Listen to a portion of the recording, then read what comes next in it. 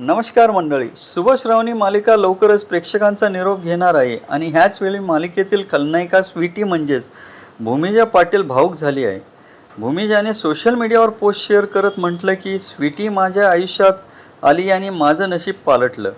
नकारात्मक भूमिका साकारता येईल असा विश्वासही तिला आधी नव्हता, पण या मालिकेने तिला स्वतःवर विश्वास ठेवायला शिकवलं. मालिका फार काळ चालली नसली तरी स्वीटीची भूमिका तिच्यासाठी कायम खास राहणार असल्याचं भूमिजाने सांगितलं. सेटवरील आठवणी, सहकलाकारांसोबतची मजा आणि मेकअप रूममध्ये क्षण ती खूप मिस करणार आहे. विशेष म्हणजे सहकलाकार वल्लरीसोबत पुन्हा काम करण्याची इच्छा तिने व्यक्त केली आहे. आता मालिकेच्या शेवटच्या भागात स्वीटीचं काय होणार हे पाहणं उत्सुकतेचं ठरणार आहे. तुम्हाला हा व्हिडिओ आवडला असेल तर चॅनलला लाईक, शेअर आणि सबस्क्राईब करायला विसरू नका. धन्यवाद.